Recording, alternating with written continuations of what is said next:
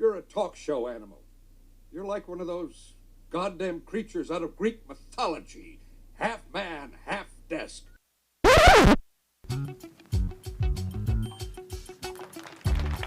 Welcome to the Oilfield Leader Podcast.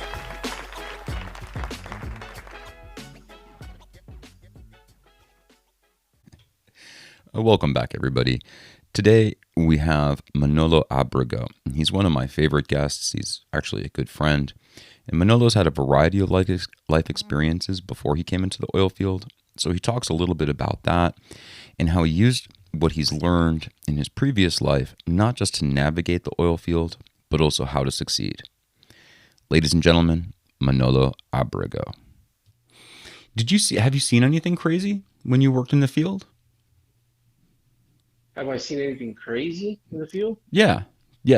Uh, I mean, not out of the ordinary, but working in the oil field is crazy to deal with. I mean, on top of it being dangerous, you get kind of used to that lifestyle. It is a lifestyle, right? So you get used to just working in those type of environments. You see it kind of normal. You're always vigilant, but you're always aware. You're also very aware of what can happen, but you also are there to do a job, and you try and be as safe as you can, and you always take care of the person next to you, pretty much. Right. That's the drill. Right. And as far as a crazy thing that I've seen there, uh, nothing really comes to mind because I mean my experience wasn't really, in the in fracking per se, when you're actually swinging uh, tools around. It was more about the chemical side, right? So we didn't do much of that other than uh, setting hoses up and things like that. But I mean, the stories that I hear, those are always in the back of my mind. Mm, Safety is a big issue. So trying to get home safely was always my priority. right. Right.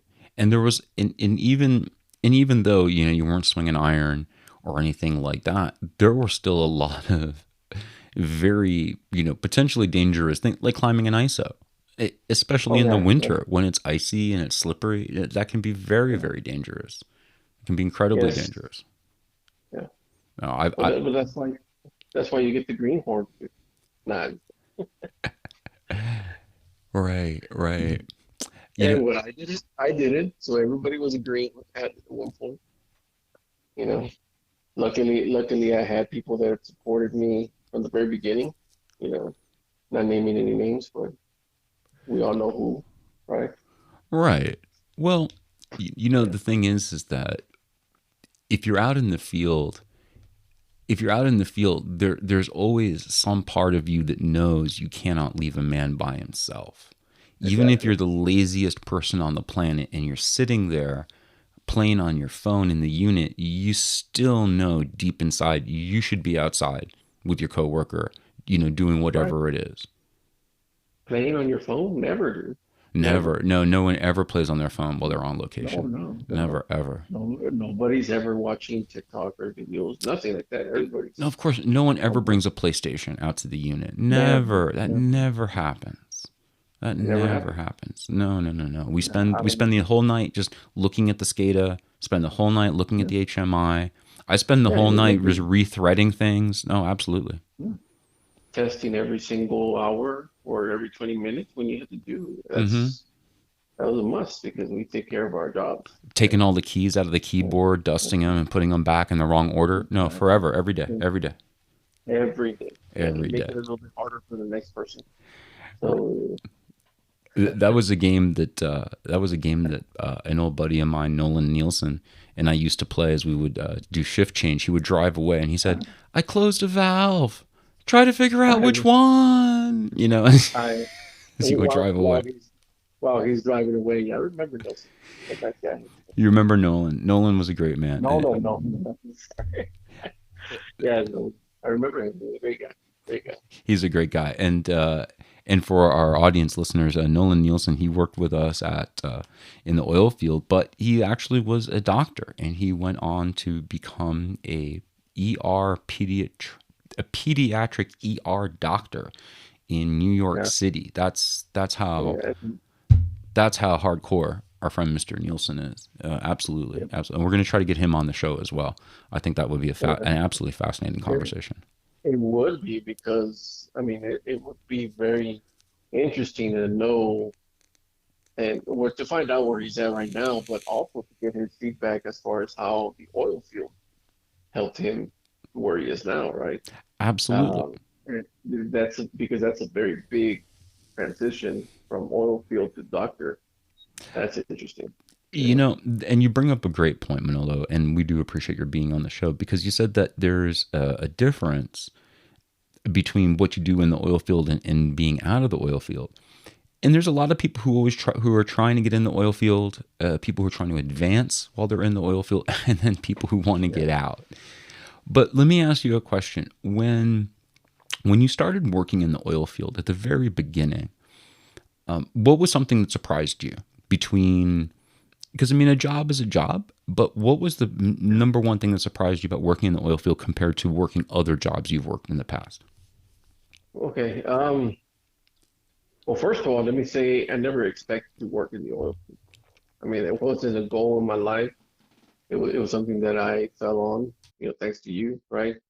And things lined up and were, you know, it so happened that I was able to get a job over there. Even being from Texas, and pretty much oil is life here, you know, just like the phrases you see on the trucks here in Texas. Oil is life, like fishing is life, like big trucks, here in Texas, they all kind of go hand in hand, right? Um, I never thought I was going to work in the oil field because I was more in line to being more into computers, right? Because that was my dream. It's Hmm. always been my dream to work with computers, computer science, get my degrees in that, and work on that. Right. But I'll tell you what, I mean, one of the things that I loved about the oil field, and it's really hard to get over or moving on for me to move on away from the oil field is harder now than if it was or any other regular job. Really. I don't think I can ever go back to working a 9 to 5 job Monday through Friday. Right. I mean, I'd rather work my full week for full 10 days or 2 weeks and then have a week off or so and make enough money so I can spend time with my family. Um, that's for me one of the biggest motivations that was there. The time that I had with my family is priceless, but there are sacrifices. You Hmm. do have to work away, right? Right. You have to go in the field for an extended period of time. That was the most difficult thing. The most challenging thing was leaving, but it was gratifying to be here, you know, several days, sort of like mini vacation every month. Hmm. Hmm. And you can plan for that, because if you worked 1 week on, 1 week off, then you can count on those days off to do something with the family, you know, Right. unless the family's got their thing going, but um, you can actually plan.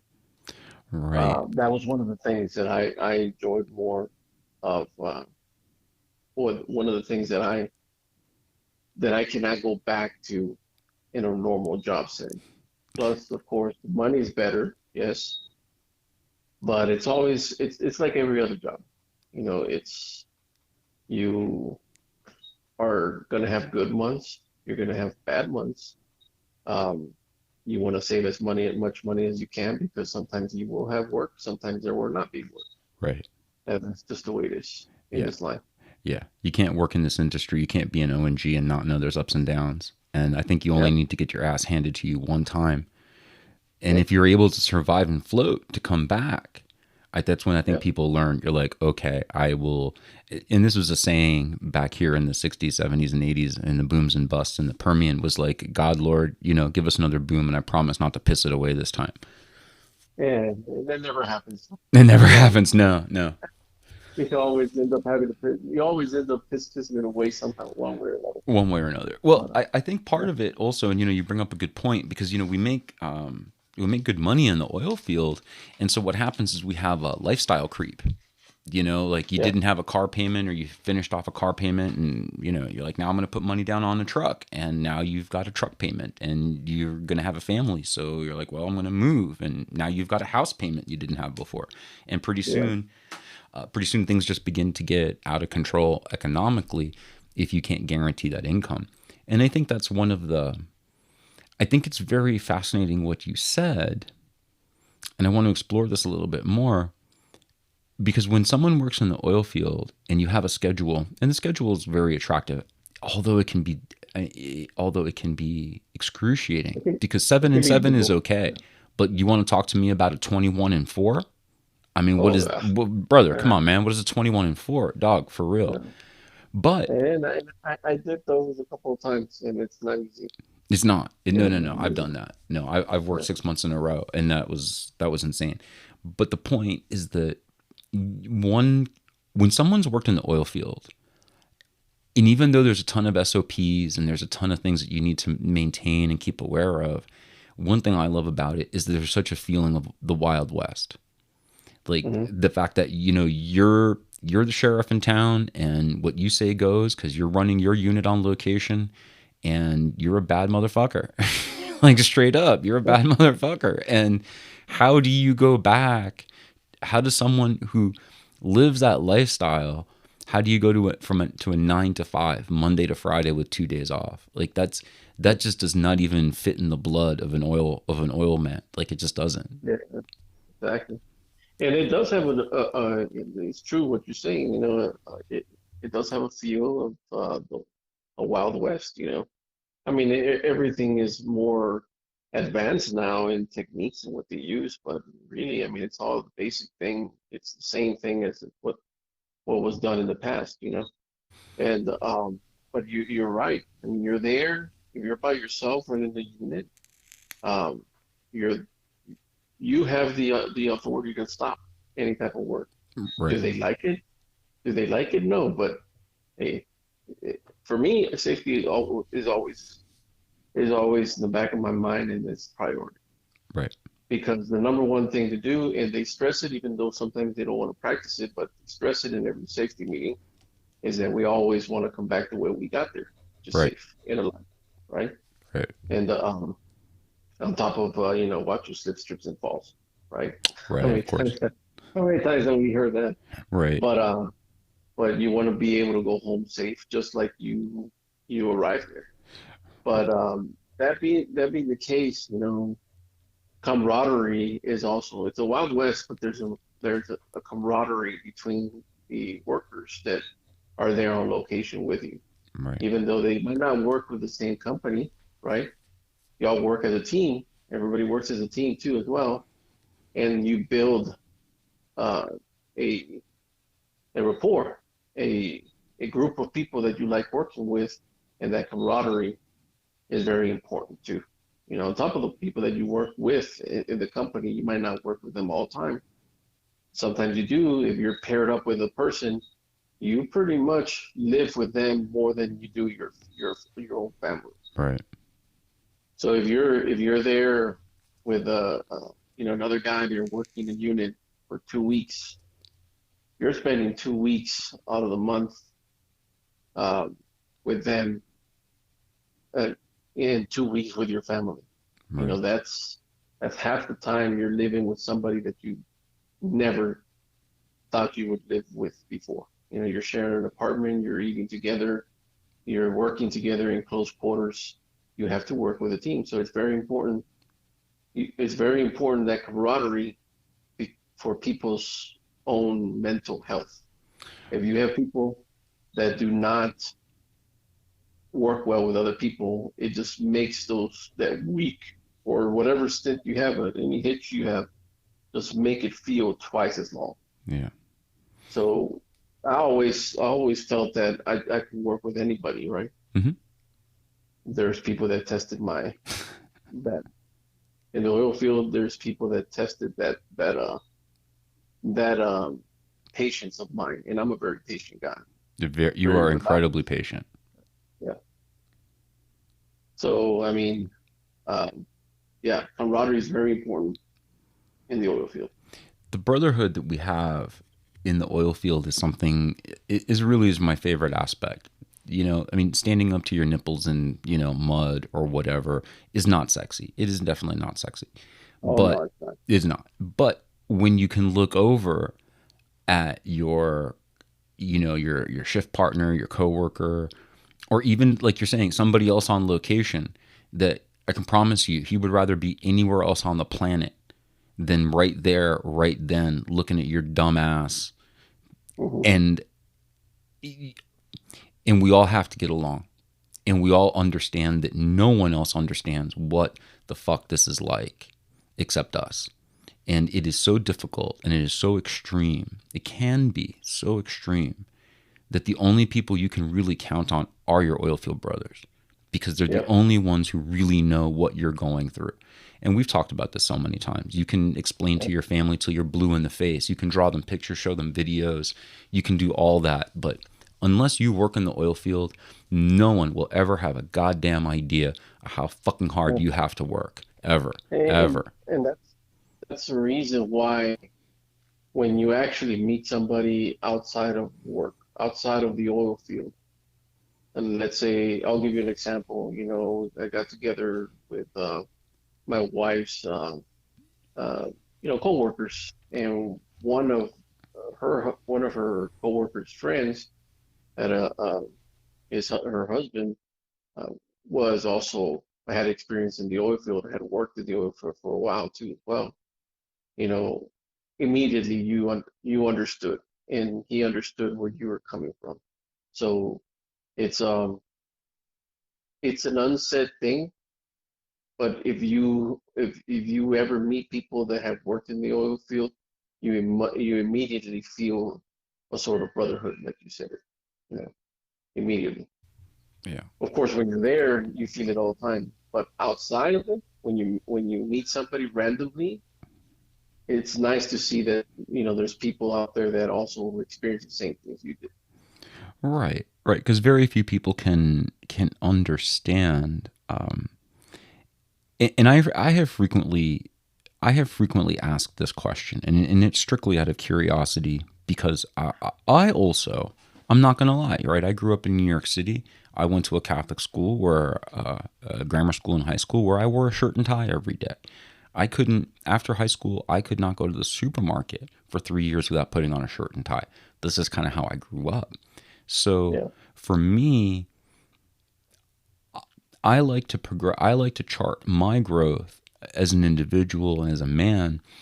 And the oil field definitely helped put a solid overlay of like what it means to be a man on my life. And I like to I like to compare it to other hard things. And the military is the closest thing that it comes to. And I have asked enough people, I'm not just talking out of my ass, I have asked enough people in the military, what is it about the oil field? Why did you come to work in the oil field? And they said, it's the closest thing to the military. It is the closest Hmm. thing to brotherhood. And this is from a man who did 3 tours in Afghanistan. He showed me the scars. I'm telling you, where he got blowed Yeah. up. But blowed up. Homie got blowed up by an IED. And his doctor said, no, no more for you. So when he had a choice of, well, what am I going to do? He chose the oil field. Like, do I need to say anything else, brother? I don't. I don't. No. You don't. Yeah. Because on top of, like you said, it's the closest thing to military that us civilians can have, right? Anybody coming from, military background and having experienced that type of brotherhood and that type of trauma in in a war, or just being out of home for extended periods of time, can understand where we're coming from Yeah. as an industry in the oil field. Yeah. But it's very interesting. Very interesting to see that. I never thought about it that way because I'm not a military guy, right? Right. But I guess if it was, yeah, and yeah, a lot of people don't understand that lifestyle, but I want to call people you do on that. something real quick though. I want to call you on something Sure. real quick.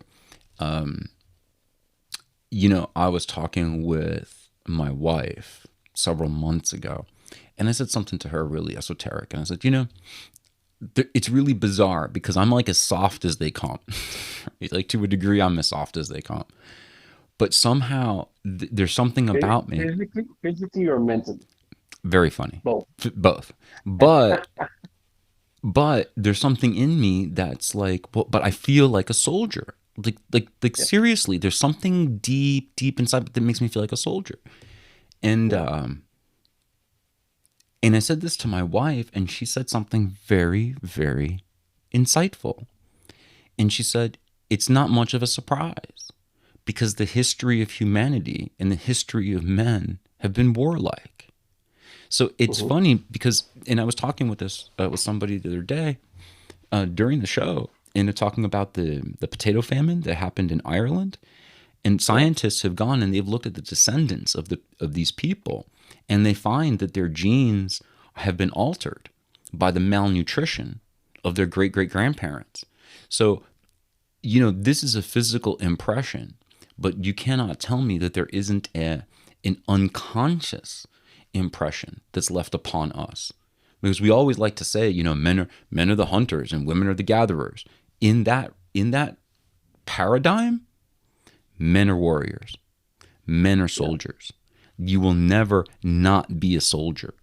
You could be, you could wear a bow tie and wear glasses and, breathe through your mouth, and you could be an accountant. But your DNA is that of a soldier and of a Yeah. warrior. But in one way or another, you're providing for your family, and that makes you the warrior because you're fighting for your family every day in whatever line of work that you're in. That's true. You're out there. I'll give you You're that. out there. Yeah. I mean, if you put an accountant, right? And as an example, I mean, the guy is sitting behind the desk, right? Right. Crunching numbers. That's him providing for his family. He's not actually physically hunting, but he's hunting through what he knows. In the modern And equivalent. that's exactly. Right. Um, but the oil field, of course, it's more physical. So, I mean, you know me. I'm not I rarely like to exercise, right?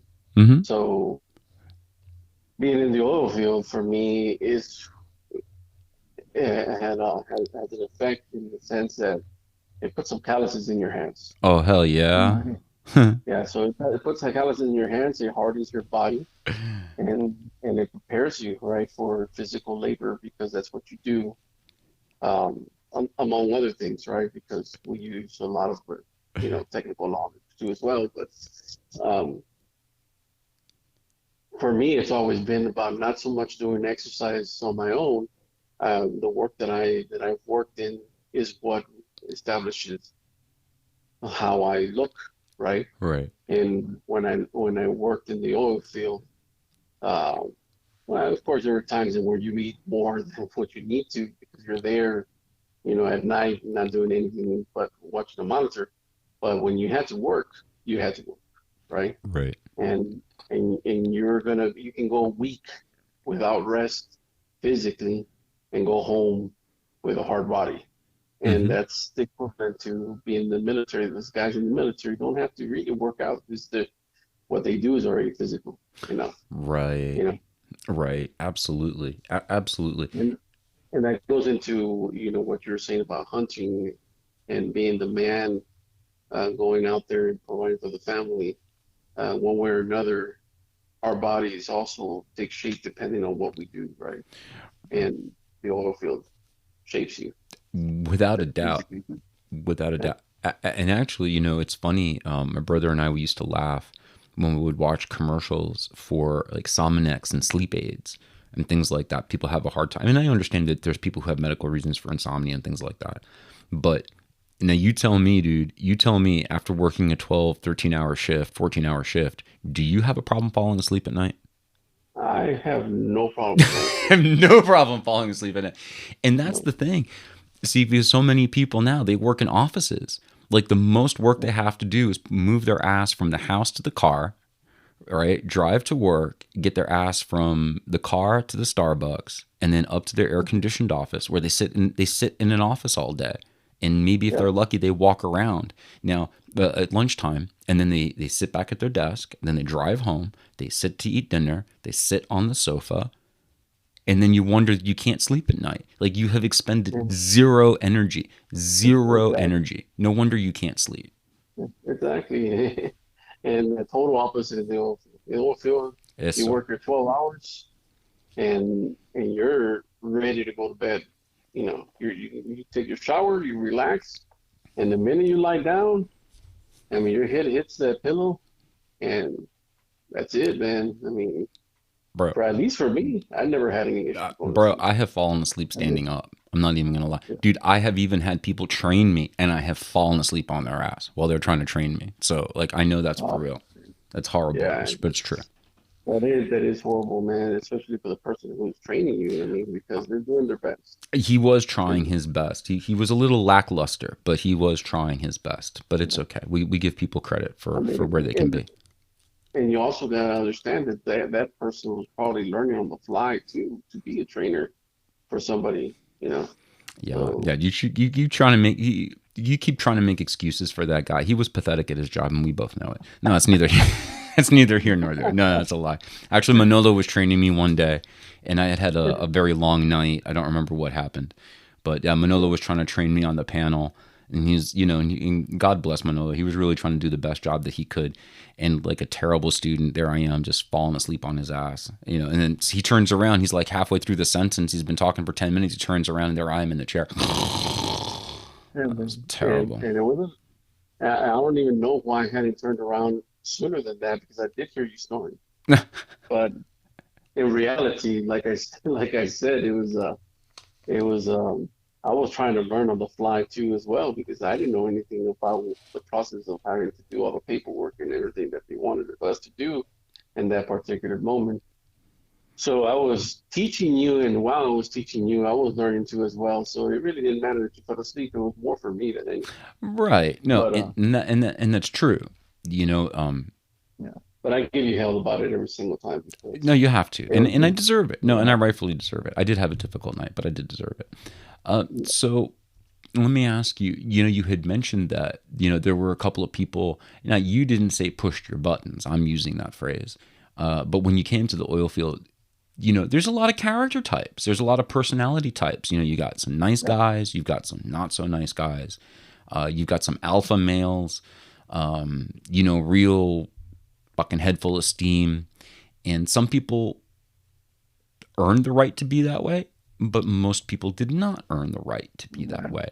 Um, like how did you like? Did you have? I know that you had, in your previous careers before you had come to the oil field, you had dealt with, with difficult people and situations with psychological issues and things like that.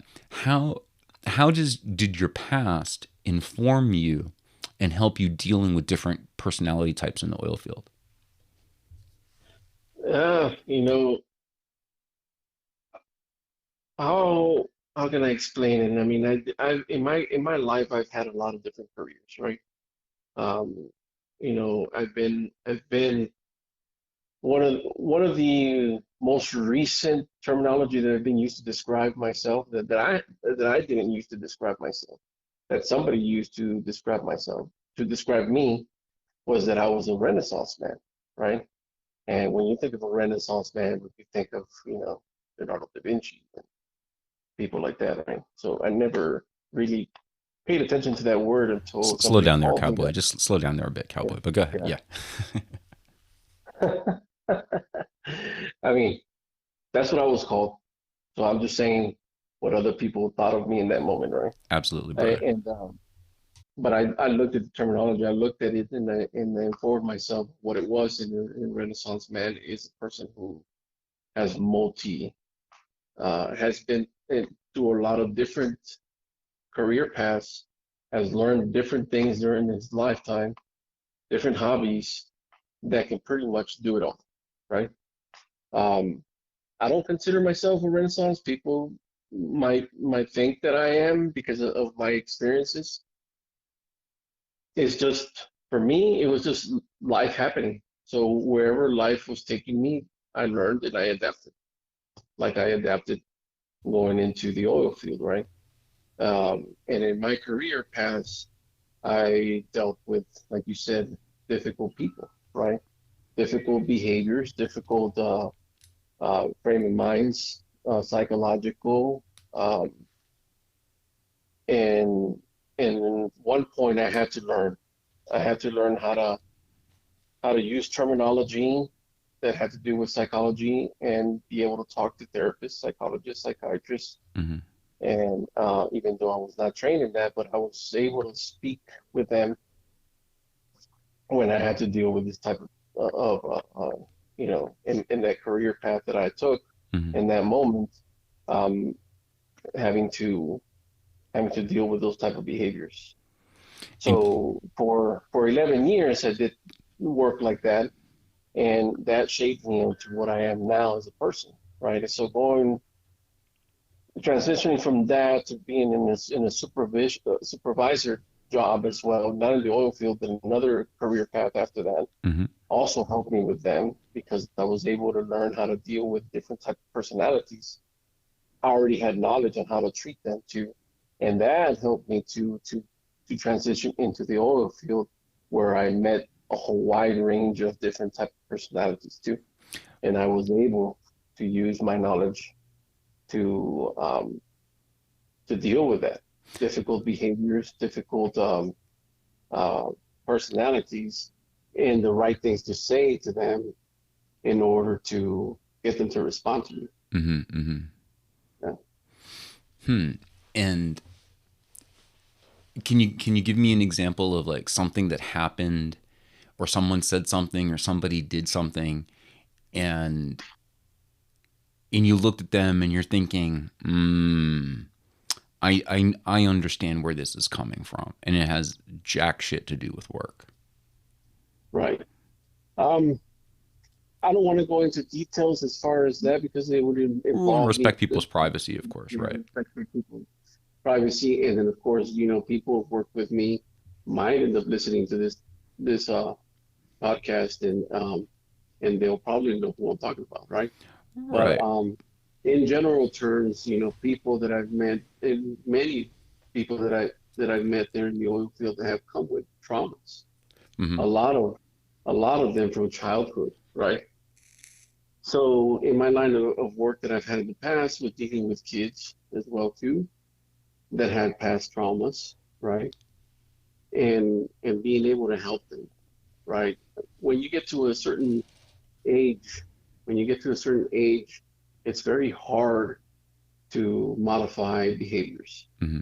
but you can manage them, right? Right. By saying the right things, by simply listening to them, and also by setting the example with your actions, right? Right. Um, so, in my career path, when I dealt with kids, for example, all they're really looking for is stability, right? They're looking for structure and stability. If you Hmm. can provide that, and you can provide a how can I say it? If you can provide a set of examples with your own actions, they will follow your lead. So people, as they grow, it's harder for them to do so. But in the oil field, when you're there, you're living with them 24 hours a day. A lot of these guys are young guys, and I'm not so young anymore, right? But so I felt that by me setting the example and doing the right things, they would follow the lead. Some of them would, some of them wouldn't, because people respond differently, right? Right. But most of the time, they will respond the same way. And people just want that structure, that stability, and also the respect. And Mm. that I learned that over the years to do that, and it helped me out in the oil field.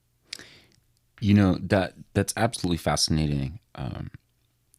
Because at the end of the day, right? We may be hard ass motherfuckers, whatever. But at the end of the day, we're people. And people who Yeah, have feelings, people who have needs, people who have desires and fears, like everybody else, right? We just tend to do a way more difficult job than most people would imagine. But what I really was struck by what you said, right? Which is that people need structure, hmm, stability, and respect. And that is something that as a leader, you have to provide that structure and yeah, you have to be stable because a leader doesn't have a choice to take a day off from being a leader. All right. Because yeah, then you're not a leader. So you're on 247 when you're a leader, and that provides stability. And when you have a good heart and you have good intentions, then people know what they're going to get from you, and that provides a solid structure. And a leader always gives respect yeah, because that's the first step is respect. So I love that. I absolutely love that structure, stability, and respect. That this is yeah. what people crave. Not even in the oil field, but in general.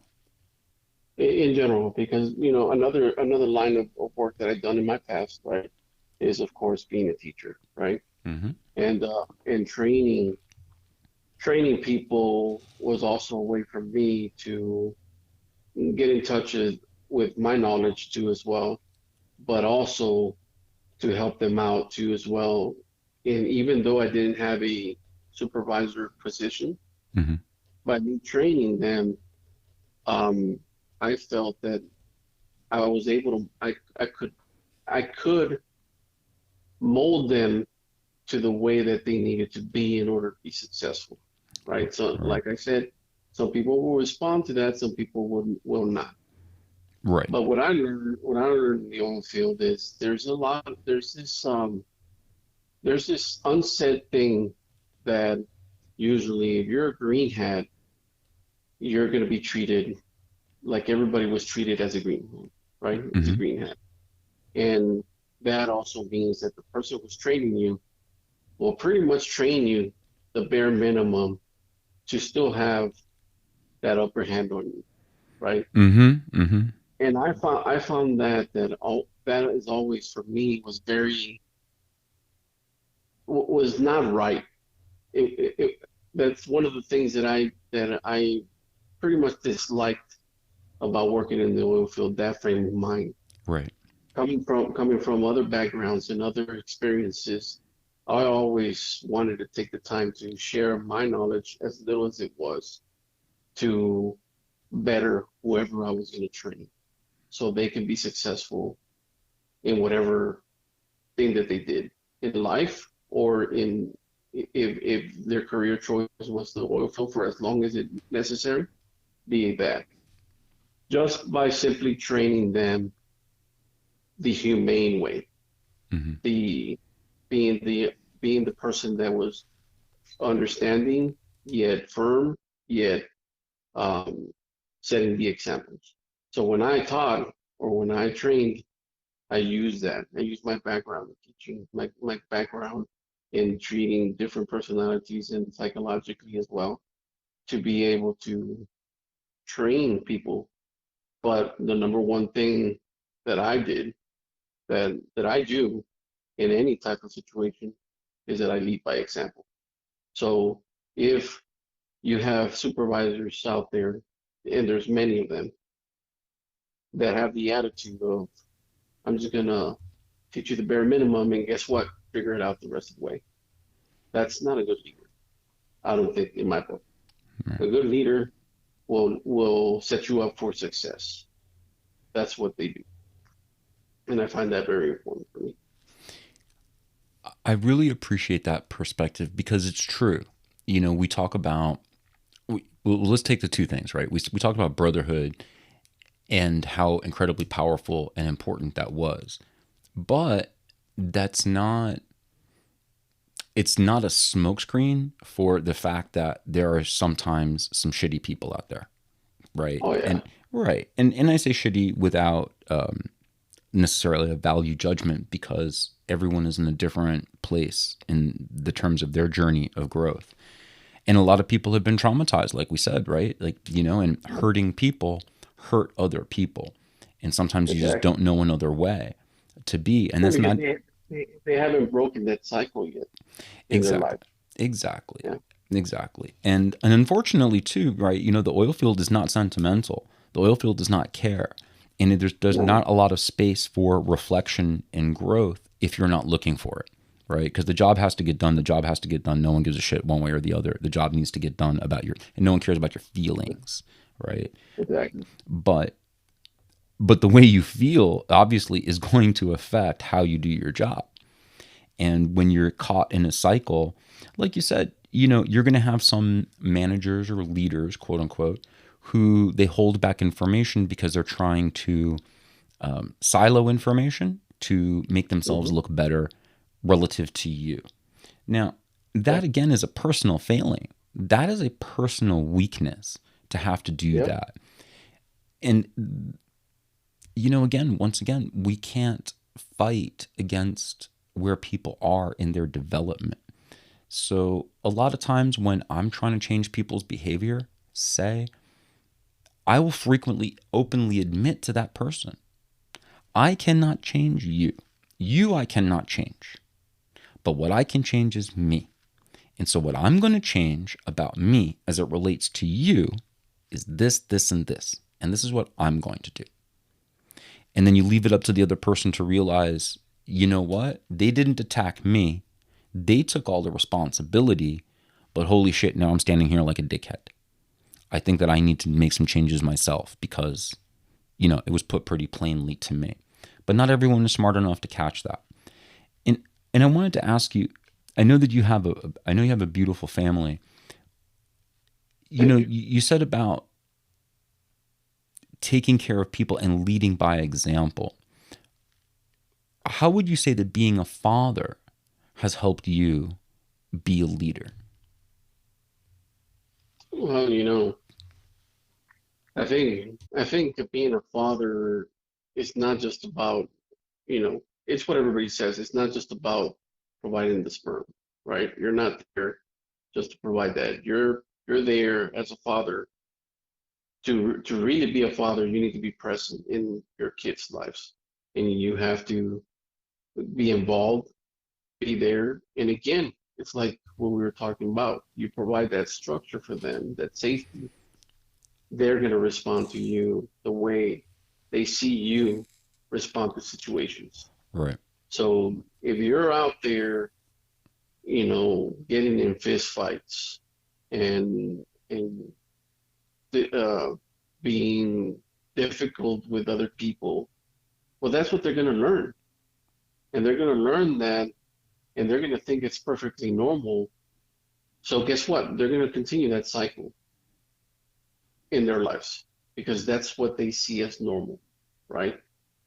So your kids are always going to follow you if you set the example. So if you're with your wife and you both set the example of a loving relationship, of a relationship that is stable, your kids are they're gonna grow up pretty much automatically being stable too. Now, is it always the case? Not always, but most of the time, that's what's gonna happen. And in my experience, I've been very lucky that I've been very blessed to have great kids who follow my lead, who are like-minded people like me, and they follow my lead to be to they're following my cycle that I've created for them. That I think, for me, is very stable. So I've created that stability in them, so they've grown that way. Now, how does that translate into the oil field? Well, the same way that we talked about training. I can't do much when I'm not there with you all the time. But if I can instill some values in you just by my actions, then that might help you make a better decision when you're not with me there and you're at home. You know, maybe you treat your family a little bit better, you know, because your coworker treated you with respect. So you translate that to that. And or they might be do the same thing for the next person who they train. They might say, you know what, I've had many trainers, and guess what? Manolo was probably one of the best ones that I've had. I'm going to follow his lead. So now you have another trainer who trains better than the person who was not training him well. He's training other better people now because they follow his lead, and it becomes a tree. I use the example, you know, I love basketball, right? I live in San Antonio, so obviously my favorite sports team is the San Antonio Spurs, right? Oh, I thought it was the Nets. Okay, go ahead. Okay, come on. Goodness. We don't even want to go that route. The Knicks. But All right, we're moving on. We're moving on. we're moving on. Anyways, my, you know, one of the things I admire the most about the Spurs is their organization, right? Mm-hmm. And it always comes from the head people that are there, right? Right. Popovich, which is the Always. coach. You know, he had great players, and of course, that's been his success, right? But he established a culture there, along with the other leaders there that followed his lead, right? They established a culture, and now he has a tree of coaches that coach around the league that are following his same example of success. I want to be able to do that in my life. And maybe I've done so, or I've already planted seeds. I don't know. Maybe so, or not. But I want to, if I can take care of my family and my family tree is set with my leadership, with the way that I'm doing things now, and they can provide their families with that's the same stability that I've learned like this, because I got that from my parents, you know? So my parents gave it to me. I'm trickling down to my kids, and now we have a tree, kind of like Popovich has a tree going of coaches that follow his lead. I'm hoping that when I train people out in the field, I can instill those values and those seeds of training other people, and they can trickle down to better employees, better workers, and better leaders as the tree goes down. Yeah. You know what I mean? That's perfect, Manolo. No, that really is. You know, something you said earlier about how you and your wife, you get together and you provide the example. My mentor, whom you know, but he's passed away a long time ago, Jim Rohn, he said, if the parents are okay, the kids will be okay. But the parents have to be okay, right? Because if you're dysfunctional at the top, nothing is going to work right. And it does go along with what you said about leadership, that it has to be come from the very, very top. And when everyone knows that the number one person in charge really cares, it does work its way through. But what happens is you have a lot of duplicitousness because, of course, you know, when you work for a company, you know, it's about the profit and the loss, and it's about the money. And if it's not about the profit and the loss, there's no company. So, and no one can come together to work if there's no company. So obviously the survival of the company is important, or nobody would have a job. But, you know, Manolo, I really thank you so much for taking the time to share with us a little bit about your experiences in the field and what you've learned in and out of the field about being a leader. I think that you, through the way that you are, you create that ripple effect. You create that tree out because you're a man of good intention and a man of good heart. And you play by a simple rule, which is, if I have a job, I'm going to do my job to the best of my ability. And sadly, a lot of people can't compete with that. So I think when a lot of people see you, Manolo, they really hold you in a lot of admiration and respect for everything that you've accomplished, for the man that you are today, and for the things that are coming and the things that you're working towards. I'm really very, very happy and proud to have you on the show. Will you come back and join us? Will you come back for another episode, Manolo? Oh, of course I will, man. And I want to thank you for inviting me, in this new venture that you have. I'm really proud of you. I know it's something that you have been working towards to for a long time, and I'm really happy that it's finally coming into fruition. And of course, whenever you want me on, just send me the invite and I'll be there. You are a man amongst men. Manolo, thank you so much. It has been an absolute pleasure. This is Manolo Abrego. Everybody, my friends, thank you very much for joining us on this episode. Manolo, have a great day, buddy. Thank you. Thanks, man. Oh, what a great episode, everyone. I really appreciate your sticking around and hearing all of the great wisdom that Manolo had to share with us.